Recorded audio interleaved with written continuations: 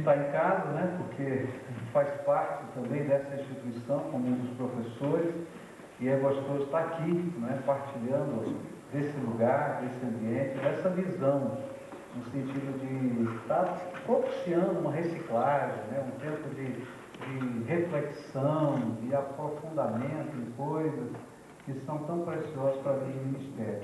É bom quando a gente pode fazer uma pausa na correria do ministério e fazer isso que a gente está fazendo, né? Primeiro, conversar com os colegas, muita coisa que está sendo dita aí nos corredores, trocando figurinha do que está acontecendo na igreja aqui e ali, já é uma bênção tremenda que a gente vai levando como bagagem.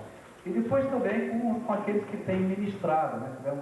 Vocês estiveram com o Carlito aqui essa semana toda e tem muita coisa boa para dividir, para conversar, para repartir, e outros que estiveram aqui partilhando, e eu sei que é bênção na vida da gente. O assunto que a gente vai trabalhar, tá, não é dos mais agradáveis de ouvir, não é? Porque se a gente levar a sério, a gente vai ter que fazer uma revisão de vida, uma checagem de vida. E toda vez que a gente faz uma checagem de vida, a gente pode ter certeza que vai encontrar coisas que precisam ser mudadas e transformadas. Não tem ninguém que seja santo o suficiente que diante da presença de Deus não veja os seus pecados. Não tem ninguém que seja sábio o suficiente para não reconhecer a grandeza e a sabedoria de Deus. Não tem ninguém que seja hábil o suficiente que não possa aprender coisas novas.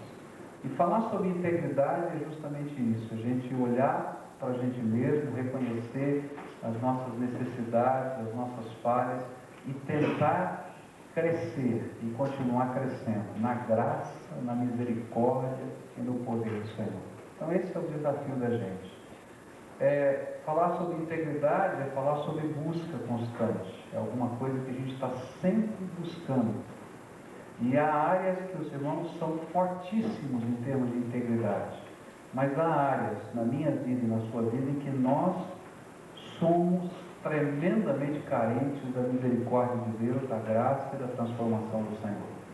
Então a gente quer trabalhar ao longo dessas horas juntos aqui, compartilhando aquilo que a palavra de Deus ensina sobre esse assunto, compartilhando pensamentos de homens de Deus, que são referenciais, e algumas citações a gente vai fazer aqui para a gente pensar, para a gente refletir e tentar avaliar a vida da gente primeiro, depois o ministério da palavra, que eu vou me focar um pouco mais na segunda parte dessa palestra, né? A integridade primeiro do homem de Deus, que sou eu, e depois a integridade do profeta de Deus, do pregador, que sou eu.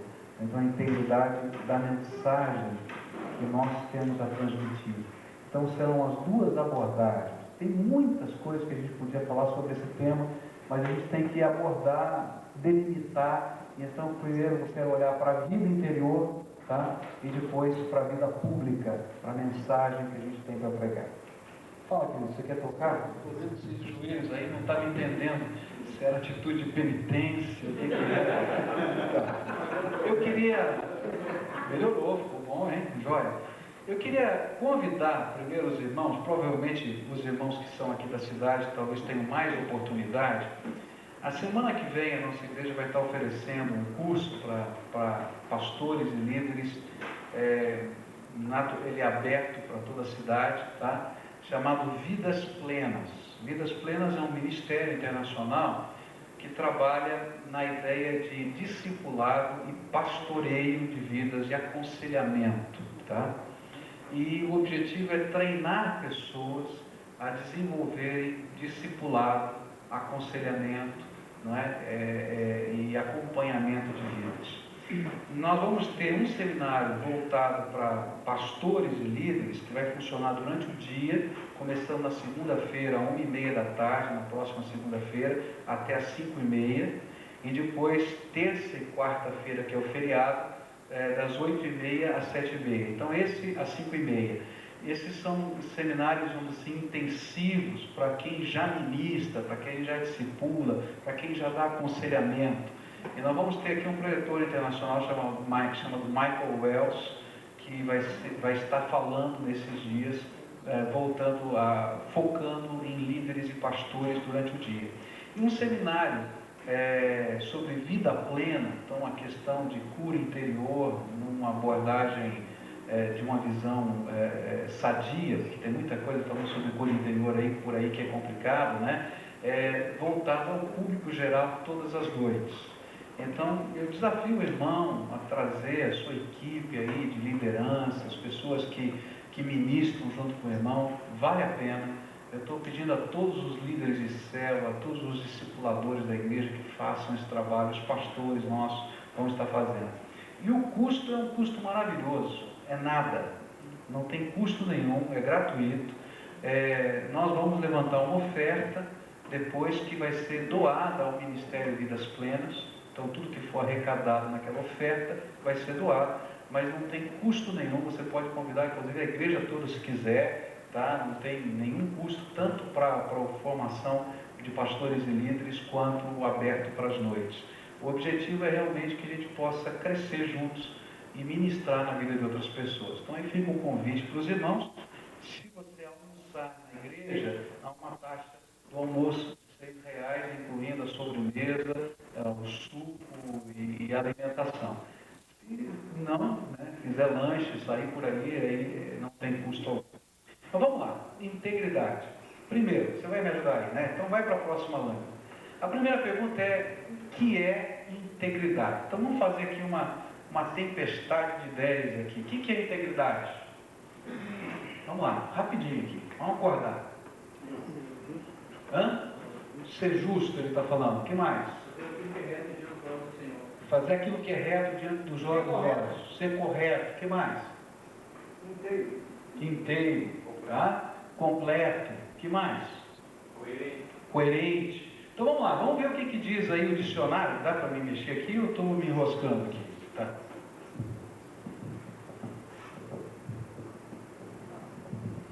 Então muda aí a lâmina, vamos aprender aqui o sentido da palavra e depois a gente vai fazendo as aplicações. Vem do latim, tá? O latim integritas é a palavra que para nós é integridade, e a tradução seria inteireza física, inteireza moral, retidão, tá? É uma pessoa que tem, que é completo, que é inteiro, que não está quebrado, que não está facetado. A raiz da palavra é inter, ou melhor, integer, né? Que quer dizer inteiro, completo, perfeito. Então, integridade denota esta inteireza do ser, basicamente isso. Queria colocar algumas citações de gente que escreveu sobre integridade cristã, integridade pastoral.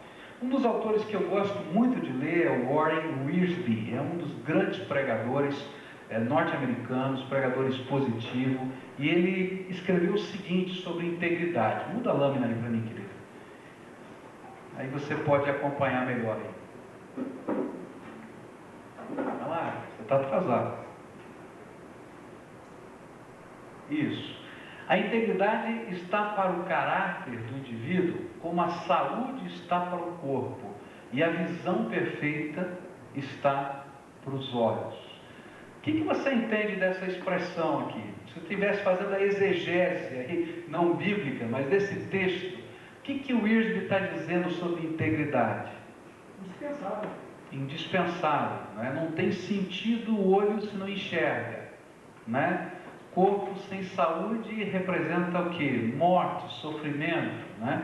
Então, integridade representa o sentido da nossa vida cristã, nosso testemunho cristão, a nossa palavra de fé, ela tem sentido na medida em que ela se demonstra na nossa vida. Um outro autor que eu gosto muito chama-se Fred Liu. Ele escreveu uma série de textos sobre integridade do ministro de Deus. Ele disse o seguinte: o homem íntegro é o mesmo por dentro e por fora. Não há discrepância entre o que ele diz e faz, entre o modo como vive e fala. O negócio ficou sério agora, né? Uma pessoa coerente, não é? O mesmo por dentro e por fora.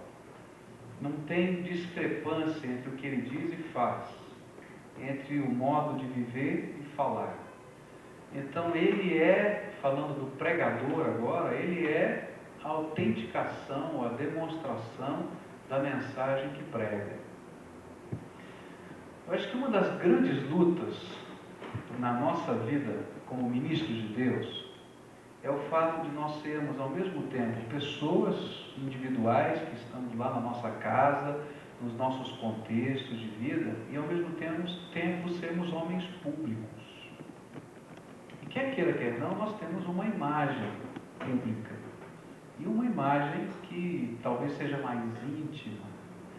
E às vezes a grande tentação é que a imagem pública nem sempre seja a imagem da nossa verdadeira maneira de ser e vice-versa. Integridade para o ministro de Deus é, antes de tudo, essa coerência entre a vida dele como ser humano e a vida dele como ser humano nas mãos de Deus.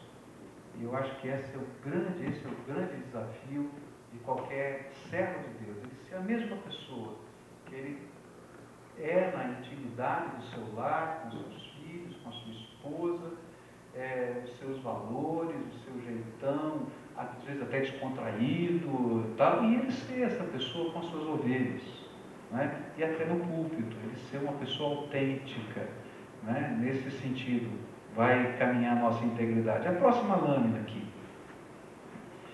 Billy Graham disse: a pessoa de integridade é confiável, pois é a mesma pessoa sozinho e a milhares de quilômetros do seu lar, como é na igreja ou em sua casa. É interessante isso, né? Essa expressão dele. É a mesma pessoa sozinho e a milhares de quilômetros do seu meio, do que é em casa e na igreja. Existe uma pesquisa interessante dizendo que quando a gente está fora de casa, né? Na área de psicologia se estuda isso, né? A gente tende a deixar a máscara fora, cair e ser de fato quem a gente é. Então é muito comum, por exemplo, a pessoa que viaja muito, que sai, ou então até a pessoa que tem uma vida recatada, séria, quando ele vai para um lugar desse, ele tem uma vida dupla, esquisita, porque lá o mundo dele não é atingido. E aí então ele não é a mesma pessoa lá que é no seu mundo público, no seu mundo vigiado, né? E Billy Graham está dizendo, olha, o íntegro é aquela pessoa confiável, que ele vai ter a mesma postura em qualquer lugar em que ele esteja na face da terra. Essas citações, elas me ajudam a formar um conceito de integridade. Por que eu estou colocando essas várias citações?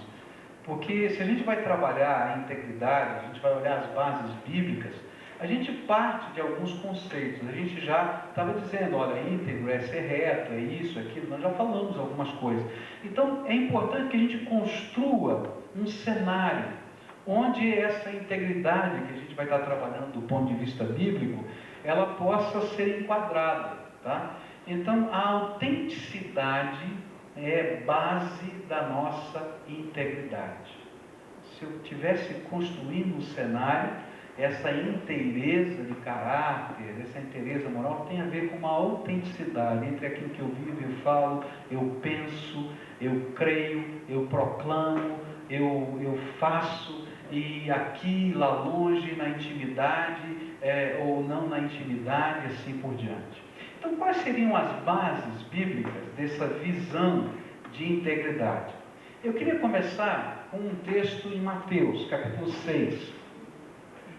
Mateus 6, 19 a 24, ele vai mostrar alguns valores do reino que fazem a diferença, tanto interior quanto exterior, daquilo que nós professamos como discípulos do Senhor Jesus. Diz assim a palavra de Deus em Mateus 6, 19 a 24. Está muito pequenininho aí para ler, né? Está ruim, não é? Dá para ler? Então vamos tentar ler juntos aí, se o seu óculos está bom, né? Então você vai lendo comigo aqui, né?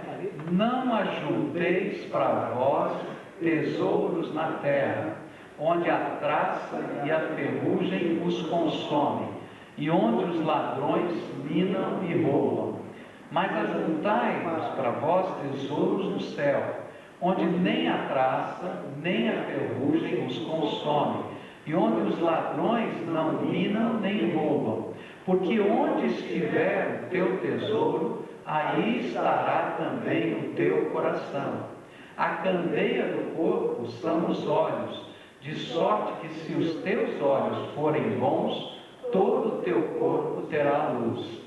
Se, porém, os teus olhos forem maus, o teu corpo será tenebroso. Se, portanto, a luz que há em ti são trevas, quão grandes são tais trevas?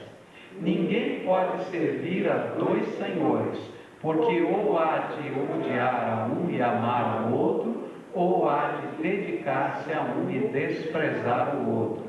Não podeis servir a Deus e às riquezas. Por que eu escolhi esse texto para começar a falar sobre integridade?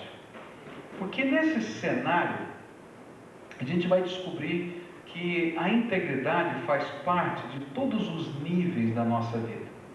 E se eu pudesse fazer um esboço desse texto, eu diria que a integridade, ao envolver todo o nosso ser, em todos os seus aspectos, pede de nós, primeiro, um coração honesto. Então, a Bíblia vai dizer, né, que nós não podemos tentar amar a Deus e ao mundo ao mesmo tempo, porque onde tiver o nosso tesouro, vai estar o nosso coração. Então, se eu quero ser ministro de Deus, na inteireza do que significa essa palavra, eu vou ter que ter um coração honesto. E vou ter que definir dentro da minha alma quem de fato é o alvo da minha paixão, do meu amor, da minha visão. E o pior é que o coração, a Bíblia nos diz, é enganoso. E algumas vezes nós estamos buscando coisas e perseguindo alvos que acreditamos ser amar a Deus. Mas de fato estamos nos enganando e estamos buscando coisas que são os tesouros da nossa vida, mas que não representam o amor a Deus. E para mim uma das coisas mais fortes nesse contexto é tentar analisar a vida dos escribas e fariseus. Você já tentou analisar com bons olhos, não com maus olhos, a vida dos escribas e fariseus? Eu fico pensando, se alguém dissesse, como Jesus disse, que a motivação, que o coração dos escribas e fariseus estava totalmente errado, receberia aquilo que aconteceu. Porque eles acreditavam que eles eram os melhores crentes que existiam na face da terra. Eles eram os mais ortodoxos, os mais comprometidos, os dizimistas mais fiéis, os mais assíduos nos cultos, os mais disponíveis para o trabalho e os mais comprometidos com a ideia que eles tinham de santidade. Só que se a gente olhar os comentários que Jesus fez a respeito dos escribas e fariseus, a gente vai descobrir que Jesus estava dizendo para eles que eles não eram homens íntegros na sua fé. Lembra lá de Mateus 23, nos ais de Jesus aos escribas e fariseus? Ele vai mostrar algumas coisas que estavam no coração daqueles homens comprometidos, que não tinham nada a ver com o propósito de Deus, e que de maneira prática, ainda que tivessem a roupa da santidade, ainda que tivessem a forma da santidade, a linguagem da santidade, os textos bíblicos da santidade, o coração deles não estava sendo honesto para com Deus. E para mim lidar com santidade, com honestidade, com integridade, é alguma coisa que A maioria de nós que estamos aqui talvez dissesse, essa não é uma mensagem para mim. Olha, se o irmão Beltrano estivesse aqui, olha, seria uma bênção na vida dele. Porque é muito fácil a gente perceber as traves nos olhos dos outros, mas é muito difícil a gente enxergar as motivações do nosso coração. O que Jesus está dizendo é o seguinte: onde está o teu tesouro? Onde está o teu tesouro? O que de verdade você percebe? Digamos que você diga assim para mim: olha, pastor Pascoal, o que de fato eu estou perseguindo é o Senhor. Então olha para a tua agenda e vê se o Senhor, não a obra de Deus, não a igreja, não o ministério, não o trabalho, não o sonho, não o projeto, não a realização, ocupam o teu tempo e a tua devoção. Porque de repente a gente começa a misturar tudo. E todas essas coisas, como os fariseus faziam, acontecem na nossa vida, mas o Deus da nossa vida não é o tesouro do nosso coração. Nós temos que ser, se queremos ser íntegros como homens de Deus, apaixonados por Jesus.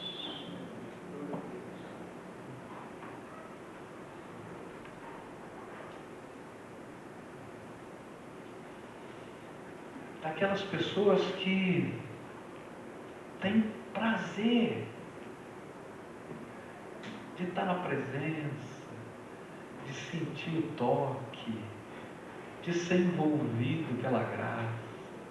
Porque aí sabe o que vai acontecer? A Bíblia diz que a boca fala do quê? O coração está cheio. E aí quando você, como ministro de Deus, começa a falar, as pessoas não vão ver o ministério, a instituição, o trabalho, o projeto, mas vão ver o Cristo por quem você é apaixonado. Uma leitura que me fez muito bem, e eu queria recomendar, assim, daquelas leituras que... Porque tem leitura que é para a cabeça, não é? Daquelas que você vai ampliar o teu conhecimento. Mas tem leituras que são para o coração, que vão fazer a gente checar o que vai dentro da gente. A leitura do livro chamado Em Chamas para Deus, do Dewey, né? Acho que é assim que fala o nome. Wesley Dewey. Olha, é um livrinho para todo pastor ler. Ele está dividido em duas partes. A primeira parte ele vai falar do homem de Deus e a sua paixão por Deus, sua vida com Deus, sua comunhão com Deus. E depois, na segunda parte, do homem de Deus e a sua paixão pelas pessoas que Deus ama, que são as suas ovelhas e o mundo perdido. Olha, é um livrinho que a gente começa a ler e você vai quebrantar o teu coração, vai mexer com os teus valores, porque o que ele está checando é como é que vai o teu coração como homem de Deus. Integridade para mim é muito mais do que você não ter um cheque sem fundo, você nunca ter caído num pecado sexual, você ser uma pessoa de honradez entre os homens e na presença dos servos de Deus. Integridade começa no coração. Quando o nosso coração tem um pacto de alma, um compromisso com Deus que vai além dessas coisas, e nós somos apaixonados, como Maria, irmã de Lázaro, que sentava aos pés de Jesus, ficava bebendo ali do Senhor, apaixonada por Ele. Jesus disse, essa aqui é a melhor parte. E algumas vezes nós, como servos de Deus, corremos a tentação, e o que eu vou falar, eu falo para mim, não falo para os irmãos, falo para mim, tá? De sermos muito parecidos com os escribas e fariseus. Pessoas tremendamente tecnicistas nos processos da sua fé e muito pouco piedosos na busca e no reconhecimento do Senhor da nossa vida. Então, para mim, Jesus começa dizendo assim, olha para o teu coração, porque o teu coração tem que ser honesto comigo. Jesus disse, ou melhor, Jesus citou Isaías, né, a dizer que esse povo se aproxima de mim, não é? Com os seus lábios me louvam, mas o coração está longe. E às vezes, meus irmãos, nós como pregadores do Evangelho sofremos a grande tentação de estar aqui pregando um sermão veemente, muito bem estruturado, muito bem ilustrado, mas o coração da gente está seco, está pobre, está vazio. E às vezes a gente vai lembrar de um fato na nossa história, na nossa vida, que realmente foi paixão por Jesus, mas aconteceu há quanto tempo atrás? Enquanto que a integridade que nos leva a ter um ministério profícuo, glorioso para Jesus e não para nós, porque agora tem que ser sempre dele, né? É essa paixão, essa coisa gostosa de estar na presença do Senhor. A segunda coisa que esse texto vai colocar para a gente é que o coração tem que ser honesto, mas a mente também tem que ser honesta. E eu entendo isso quando ele diz que os nossos olhos, né, se forem bons ou maus, farão com que haja luz ou escuridão dentro de nós. E eu entendo que a gente deve começar a perseguir, não é, um ponto de vista honesto, claro, dos propósitos de Deus para a nossa vida, dos propósitos de Deus para o seu povo, dos propósitos de Deus para o lugar onde nós estamos. Isso vai nos levar na direção certa. E uma segunda grande tentação que a gente tem em termos de integridade é quando o nosso coração não fica tão apaixonado assim por Jesus, a gente persegue sonhos e visões. Ninguém desenvolve qualquer ministério sem propósitos, sem sonhos e sem visões. Mas o grande problema é perguntar de onde vieram esses sonhos e essas visões. Na segunda parte dessa palestra eu vou usar muito Jeremias e vou falar dos sonhos e das visões dos profetas que combateram Jeremias. Mas essas sonhos e visões não vinham de Deus, vinham deles, da cultura, dos objetivos, dos alvos. E integridade para mim é essa iluminação que vem de Deus. Meus irmãos, tem muita ferramenta boa que pode ser usada em termos de metodologia para a obra de Deus. Mas nenhuma ferramenta boa, vou repetir outra vez, nenhuma ferramenta boa substitui a iluminação do Espírito Santo na nossa vida. E integridade é o apaixonado por Deus querer ser iluminado pelo Espírito Santo. Eu escrevi numa introdução de um livro há um tempo atrás, essa experiência de um amigo meu, que vocês conhecem, o pastor Paulo Solonca. Pastor Paulo Solonca, pastor da Primeira Igreja Batista em Florianópolis, Santa Catarina. E ele teve a oportunidade de visitar um trabalho que já tem sido um avivamento na África já há muitos anos. E ele estava lá num projeto missionário e ele disse, não, eu estou aqui perto, eu quero conhecer esse trabalho, eu sempre li sobre isso, eu quero ver o que é isso. E ele então tomou lá a condução dele, foi para aquele lugar, essa região onde já há alguns anos, já há mais de 20 anos, esse avivamento perdura, e foi conversar com o líder daquele movimento, um velhinho, né? E ele começou a ver coisas grandiosas. Ele disse assim, olha, eu vi algumas coisas assim que a gente sabe que só Deus faz. Ele viu um supermercado, né, onde ninguém gasta dinheiro naquele supermercado. Aqueles que têm bens, comida, coisas, vão lá e suprem as prateleiras do supermercado. E aqueles que não têm, entram, pegam o carrinho, como se fosse um supermercado, botam o que necessitam dentro e não pagam nada, vão embora. E esse supermercado se auto-administra voluntariamente pelas pessoas que doam e pelas pessoas que retiram. Ele disse, eu nunca vi um negócio desse na minha vida e tal. E o velhinho ia mostrando os trabalhos sociais, evangelismo, e disso e daquilo. E ele ficou assim, todo empolgado, disse assim, você precisa me contar o segredo desse negócio. Ele disse, tá bom, eu vou contar o segredo para você.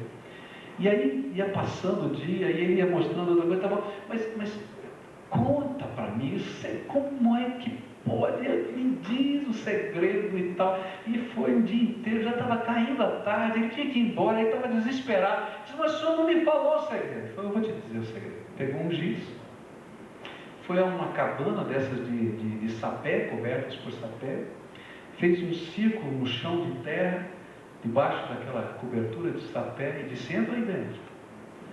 E aí o Paulo Solon que entrou, ele disse assim: o segredo é o seguinte, meu filho, não saia de dentro desse círculo, e não saia daqui, enquanto o teu coração não estiver acertado com Deus. Virou as costas e foi embora. Aí esse meu colega, Paulo Solon, se ajoelhou no meio daquele círculo e começou a chorar, porque Deus estava quebrantando o seu coração. Meus irmãos, não tem integridade na vida do pastor, na vida do servo de Deus, se o coração dele, o tesouro do seu coração não for Jesus. Ele pode ter uma vida moral ilibada, mas ele não é um servo de Deus íntegro. Ele vai ser parecido com o escriba e fariseu. Meu querido, se os seus olhos não forem iluminados pela graça de Deus, você não vai enxergar as potencialidades de Deus. E aí os caminhos que você vai conduzir o teu povo são caminhos que talvez tenham a ver com o seu propósito, com o seu método, com a sua capacidade.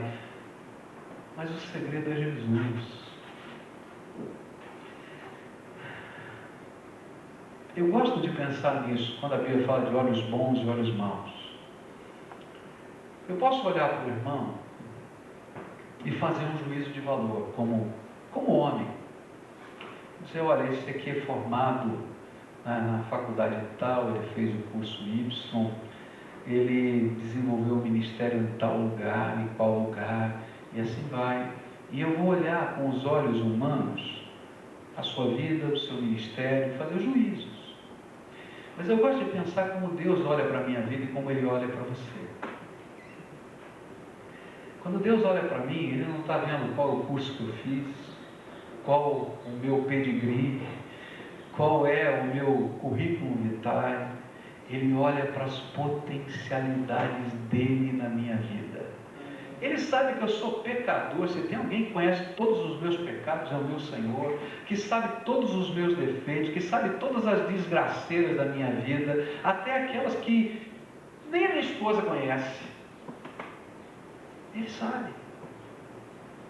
Mas Ele não olha para mim à luz do que Ele está vendo de escuridão.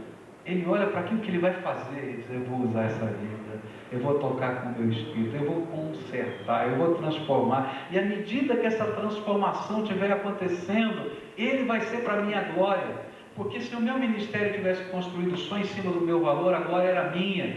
Mas porque Deus está colocando coisa que eu não tenho, que eu não sei, que não posso, e que Ele viu com os seus olhos em mim, que não tinha, porque Ele vai pôr, a glória é dele. E quando nós estamos vivendo uma integridade dentro da nossa vida ministerial, nós começamos a olhar para a igreja, nós começamos a olhar para os projetos de Deus, para os alvos de Deus e para as pessoas, não mais com os nossos olhos humanos, mas com aquilo que Deus está vendo. Olha o que Deus vai fazer. Fulano, é isso aqui, mas olha só o que Deus vai fazer na vida dele. Ah, Deus pode, Deus faz. E são esses olhos bons que nos fazem ter iluminação de Deus, para seguir caminhos que outros normalmente não seguiriam. Quantos irmãos que fizeram coisas tremendas no nome do Senhor Jesus, aqui no Brasil e fora do Brasil, que foram para cantos que ninguém acreditava, que esse cara lá, por quê? Né? Mas eles viram algumas coisas que nós não vemos, porque eles foram iluminados por Deus. E essa iluminação, ter esses olhos bons, essa mente honesta, coerente com o Senhor, faz a nossa integridade. A terceira coisa que esse texto vai me ensinar é que nós precisamos, para ser íntegros, precisamos viver ou ter uma vontade honesta. Ou seja, servir apenas um único Senhor. Servir apenas um único Senhor. Eu estou aqui para quê? Qual é o teu propósito como ministro de Deus? Qual é o teu chamado? Uma das coisas que me faz muito bem, meus irmãos, em termos de restauração interior, é recordar o meu chamado. Eu acho que todo pastor precisa gastar algum tempo durante o seu período de ministério, anualmente, gastar algum tempo lembrando da sua chamada. Porque às vezes a gente fica tão sufocado, não é? Que a gente perde a perspectiva do porquê, do para quê, do como nós fomos chamados. Quando eu fui chamado para o ministério, eu tinha 12 anos de idade. 12 anos de idade, nascido num lar evangélico, cresci dentro da igreja, escola dominical e assim vai, mas com 12 anos de idade, Deus começou a tocar o meu coração e mostrar que Ele tinha um propósito para a minha vida. No começo, eu comecei a relutar, porque eu achava que era uma decisão muito grande para um garoto de 12 anos de idade tomar. E eu me lembro de uma oração que eu fiz, um dia que eu estava tendo muita convicção de que Deus estava me chamando. Eu falei: Deus, eu sou uma criança, eu tenho só 12 anos de idade, esse não é um assunto que eu possa resolver com o Senhor hoje.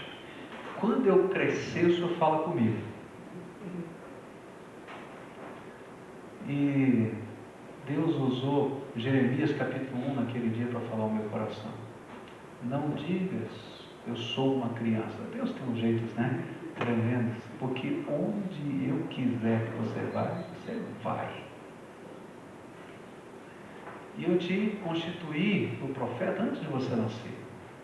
E aquilo foi uma coisa tão tocante, tão tremenda, que eu desci as escadas da minha casa, fui falar com os meus pais e ler aquele texto para eles. E dizer: olha, papai, mamãe, Deus está me chamando para o ministério, eu não sei o que é, mas Deus está me chamando, eu não posso dizer. Contei para eles o que tinha acontecido. E quando eu li aquele texto, papai e mamãe começaram a chorar. E as lágrimas começaram a cair. E eu não entendi. E aí o papai pegou, me abraçou e disse assim: filho, quando você estava no ventre da mamãe, eu e a sua mãe colocamos a mão na barriga dela e dedicamos você ao Senhor. E fizemos um voto de nunca dizer para você isso. E que se Deus aceitasse a nossa dedicação, do jeito dele, da maneira dele, Ele diria isso para você. E hoje Deus te disse que antes que você nascesse, Ele já tinha te separado. E aí choramos todos, né? Você pode imaginar. Mas eu gosto de lembrar disso na hora que Satanás vem dizendo: olha, e várias vezes já aconteceu isso na minha vida, está complicado ganhar o salário, está difícil sustentar a família. Eu fico pensando: vou arrumar um emprego, vou fazer mais isso ou mais aquilo para completar, não posso deixar minha família. E de repente eu gosto de lembrar da minha vocação. Não, o Senhor me separou para essa obra. Eu não vou sair daqui não, em nome de Jesus. Às vezes quando dá uma situação de conflito de liderança, e quantas vezes nós como líderes temos vivido conflitos de liderança, e o meu temperamento é italiano, sobe um sangue assim, sabe, que vai na cabeça. Eu tenho vontade de falar 10 mil coisas ao mesmo tempo e fazer, e sou impulsivo, né? E aí o Espírito Santo geralmente diz assim: cala a boca, não abre a tua boca, porque se você for lobo, você não precisa de pastor. Agora, se você for ovelha, eu pastoreio você. Fica quieto. Porque a gente quer ser lobo, né? Lobo com lobo, se morde, se mata, né? Não, agora você é ovelha, deixa que o pastor é que cuida, né? E aí quando a gente escuta isso, diz: não aguento mais, vou pegar meu boné e tal, vou desistir. E aí eu gosto de lembrar dessas coisas. E sabe por que eu gosto de lembrar? Porque isso me traz inteireza. Eu sou o que sou para a glória de Deus. E o Senhor está lutando a minha vida. E aí eu olho para aquele irmão, às vezes que a gente está em conflito, e começo a ver, com a iluminação do Espírito, as potencialidades de Deus. Esse homem cheio do Espírito Santo, já pensou? Com esse ímpeto, com essa vontade, com essa... Senhor, enche com o teu Espírito, abençoa. E aí muda, meus irmãos. Agora, isso precisa ser construído dentro de nós. Isso é aquilo que Jesus falou sobre o discipulado. Ninguém pode seguir a Jesus se não negar-se a si mesmo. O que mais? Tomar sua cruz e seguir. na prática do nosso ministério, isso é integridade. Só há ministério íntegro se eu for o discípulo capaz de dizer não para mim mesmo, porque eu tenho um Senhor. Quem manda na minha vida é o Senhor. E não cai um fio de cabelo da minha cabeça se o Senhor não estiver no controle. E eu não abro mão disso, da minha confiança no meu Senhor. Não entendo nem o porquê, nem o para quê, mas eu confio na tua graça. Dessa inteireza vai vir a maneira da gente caminhar. Diz aí a próxima lâmina, entendendo a visão honesta. Ela deixa entrar a luz, e essa luz dentro da gente, né, faz com que a gente saiba por onde a gente está caminhando, porque o Senhor está iluminando. Agora, a visão dupla, que são dois pontos de vista e dois senhores, ela cria trevas dentro de nós. Então, eu estou tentando andar com Jesus e ouvir a voz dele, mas quero ao mesmo tempo usar os meus métodos, os meus sonhos, os meus projetos. Eu vou ficar em escuridão, estou perdido, tá? E a pessoa sem integridade realmente pensa, às vezes, que as trevas são luz. E aí começam a existir dentro de nós aquelas racionalizações da nossa alma. Estava conversando com uma pessoa que caiu em pecado de adultério. E por ter caído em pecado de adultério, numa das mensagens pregadas na igreja, em culto, em que eu preguei, aquele senhor foi tocado pelo Espírito Santo, assim, veementemente, de que ele precisava fazer concertos com a sua vida e com Deus.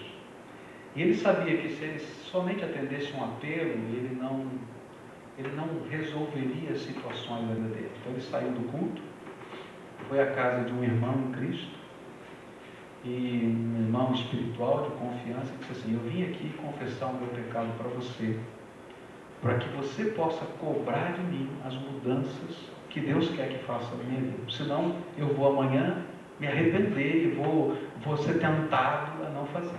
Então, no mesmo domingo, ele deixou sua família, foi na casa desse irmão. Aquele irmão colocou alguns passos de vida para ele. Segunda-feira de manhã, ele tomou o primeiro passo, que foi romper aquele relacionamento errado. 2 horas depois que isso tinha acontecido, e aquele irmão o acompanhou nesse processo, 2 horas depois ele chamou a esposa, confessou o seu pecado, e assim foi. Pouco tempo depois ele ligou para mim como seu pastor, para dizer: olha pastor, quero que você saiba, aconteceu assim. Chamei para conversar, e aquele homem então começou a me dizer uma coisa assim tremenda. Ele disse assim: pastor, o senhor sabe que eu conheço a palavra, o senhor sabe que eu tenho propósitos espirituais, mas eu tenho algumas insatisfações na minha vida. E ele começou a dizer algumas. E aí Satanás vinha, e eu quero dizer que eu sou pecador, não é culpa de Satanás, mas Satanás vinha e dizia para mim assim: olha, você não precisa ser tão radical desse jeito. Você acha que Deus não quer que você seja feliz nisso ou naquilo? Você não está sendo feliz assim? Você pode tentar ser feliz assado. E sabe, as racionalizações da alma começaram a ser creditadas.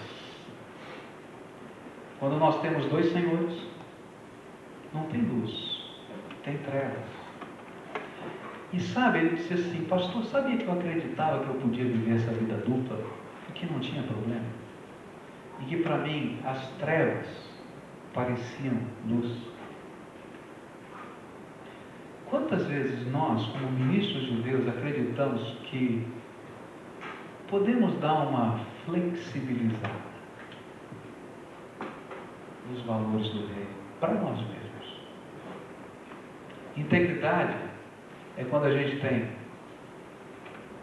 um coração comprometido, apaixonado por Jesus. Quando a gente tem uma visão iluminada pela graça. Isso não vai me ensinar cada passo. E a gente tem um compromisso inalienável com o propósito de Deus para nossa vida. A gente vai continuar, tem um cafezinho agora, não é isso? Pois não? E a gente continua daqui a pouquinho. Isso. O pastor Johnny distribuiu